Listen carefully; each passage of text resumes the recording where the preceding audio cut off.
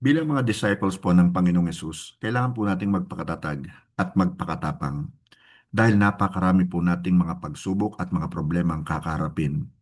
Marami pong nagnanasang hadlangan at pigilan tayo sa ating paglilingkod. Ang discipleship po ay hindi isang sprint race. Ito po isang marathon ng pagsunod sa kalooban ng Diyos patungo po sa finish line ng ating pong buhay. Ang pagsunod po kay Jesus ay nakapagbibigay ng glory sa Diyos, ngunit malaki po ang hinihingi nitong kapalit sa atin. Yes, ito po ay nakakapagod. Kaya nangangailangan po ito ng commitment on our part at sacrifice. Sa panahon po natin ngayon na marami ang addicted sa comfort at agarang resulta, ang tawag po ni Jesus sa araw-araw na pagsunod ay maaaring maging mabigat o nakapanlulumo dahil sa mataas na pamantayan nito. Ang itakwil ang iyong sarili, ang pasanin ng iyong krus araw-araw at sundin siya ng buong puso. Doon po sa Book of Luke chapter 9 verse 23 sa New King James Version, it is written, "Then he said to them all, if anyone desires to come after me, let him deny himself and take up his cross daily and follow me." Sa gitna po ng mga hamon sa buhay, ang pagsunod po kay Jesus ay tila imposible. Ngunit ipinapaalala po sa atin ng Bible na sa pamamagitan po ng Diyos, ang lahat ay posible. Marami pong Christians ang lumalayo kay Jesus hindi dahil sa rebellion.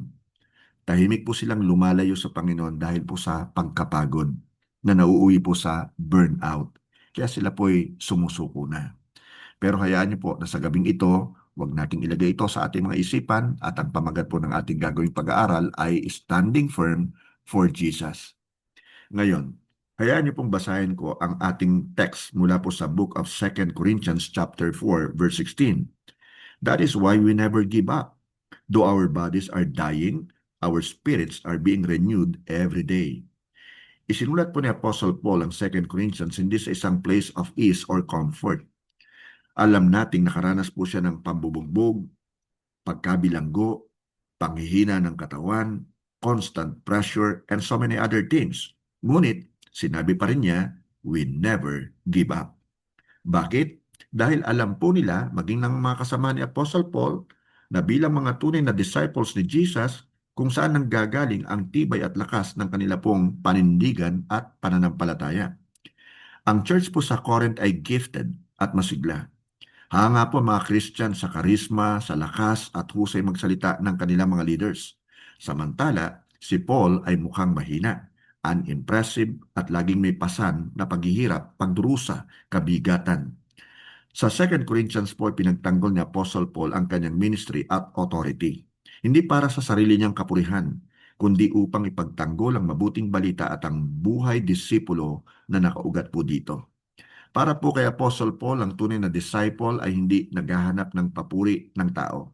Hindi ng approval ng tao, hindi ng palakpak ng tao, kundi nagpapakita ng buhay na binago ng biyaya ng Diyos. Ipinakita niya ang isang buhay na mahina sa panlabas, ngunit malakas naman sa panloob dahil kay Kristo. Itinuturo po ng kanyang liham na ito ang isang malalim na katotohanan. Ang kapangyarihan ng Diyos ay maliwanag na ipinapakita sa pamamagitan ng mga surrendered, suffering at dependent disciples. Ito pong dahilan kung bakit sinabi niya sa 2 Corinthians 4:16a, that is why we never give up. Now, yung mga salita po ritong we never give up ay galing po sa Greek phrase na ouk enka koo men. Na ang ibig pong sabihin ay we do not lose heart or we do not become discouraged or we do not quit under pressure. And then sa 2 Corinthians chapter 4 verses 8 to 11, nakasulat naman po, we are pressed on every side by troubles, but we are not crushed. We are perplexed, but not driven to despair.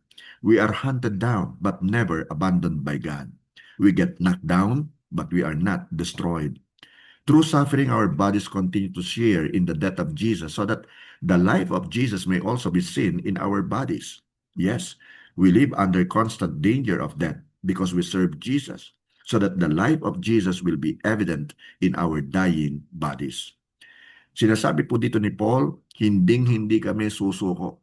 Kahit na laban sa amin ang buong mundo, hindi kami susuko. Magpapatuloy kami. So you see, hindi po nangangahulugan na sa pagiging disciple ng ating Panginoong Hesus ay hindi tayo makakaramdam ng paghihirap, makakaranas ng pagdurusa. It only means pain does not have the final word sa buhay po natin. Now sa 2 Corinthians 4:16b, it is written naman, though our bodies are dying. Ang pagsunod po kay Jesus ay hindi po guarantee ng protection laban po sa pagtanda o pagkakasakit o pagkapagod o pagdurusa. Sa katunayan po, sinabi ni Jesus na sa mundong ito ay magkakaroon tayo ng kapighatian.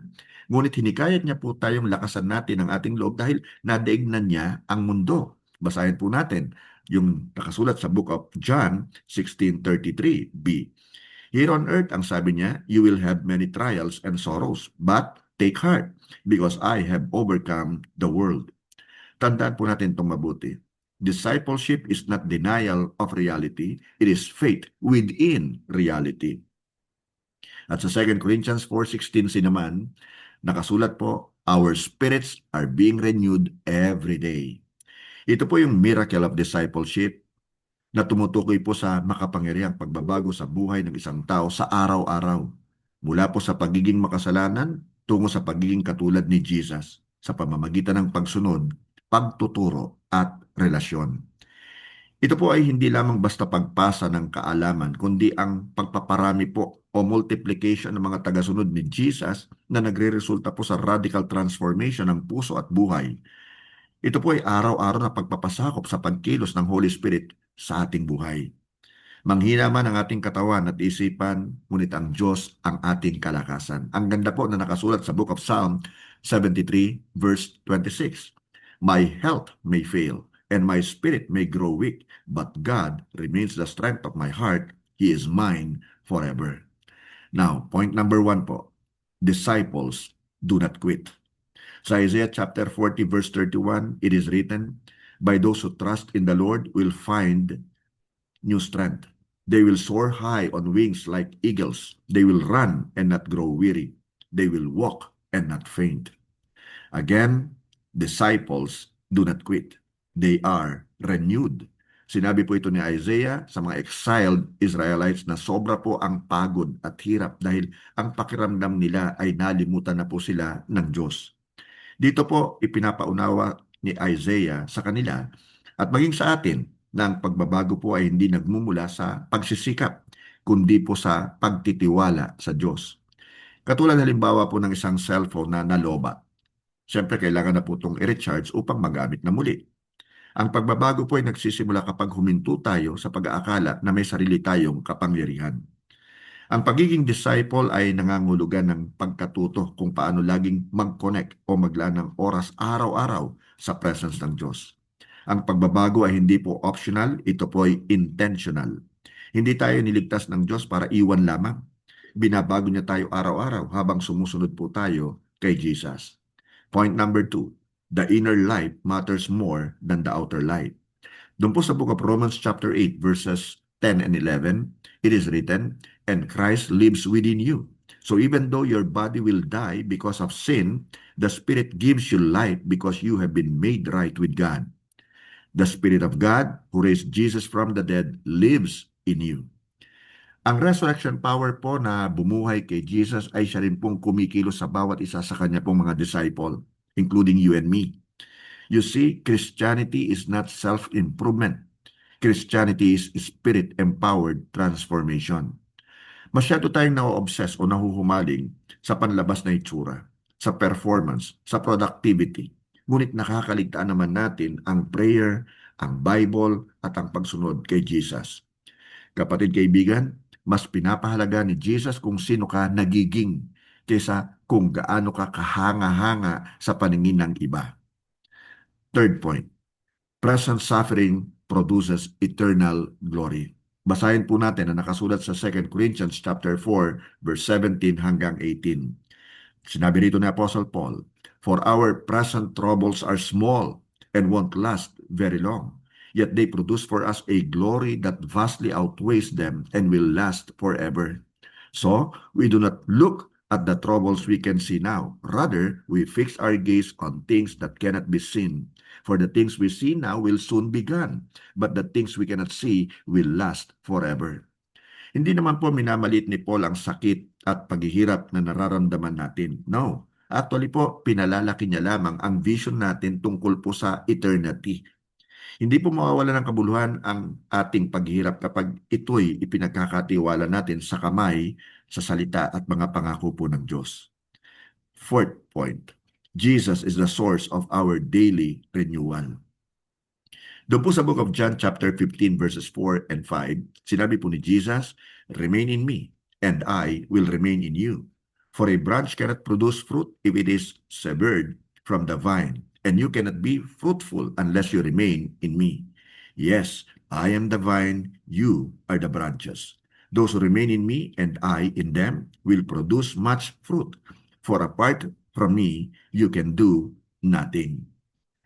Ang pagbabago po, listen to this, ay relational, hindi po mechanical. Dumadaloy po ito kapag tayo nananahan kay Jesus. Bilang disciple po ng Panginoong Hesus, kailangan nating laging nakaugnay sa Kanya.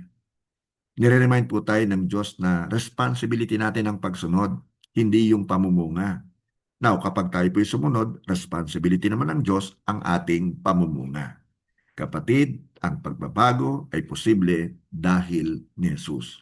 Doon nga po sa 2 Corinthians 5:17, mababasa po natin, "Anyone who belongs to Christ has become a new person. The old life is gone. A new life has begun." Now, here are the things we should do to stand firm for Jesus. Una po, commit to daily spiritual renewal through prayer and study of the Bible. Refuse to measure your life by outward strength alone, and persevere in obedience even when tired and in pain. Para sa lahat po ng wala pang biblical na relationship kay Jesus, today, kapatid, kaibigan, is your moment. Talikuran mo na ang iyong mga kasalanan. Magtiwala ka kay Jesus. Tanggapin mo siya bilang iyong Panginoon at tagapagligtas. And begin a new life in Him. Stand firm for Jesus. It is written in the book of Romans chapter 10 verse 9, "If you confess with your mouth that Jesus is Lord and believe in your heart that God raised Him from the dead, you will be saved." So kapatid kaibigan, huwag na huwag kang susuko kahit na mahirap ang buhay. True disciples do not give up. Hindi dahil malakas sila, kundi dahil tapat si Jesus. Amen.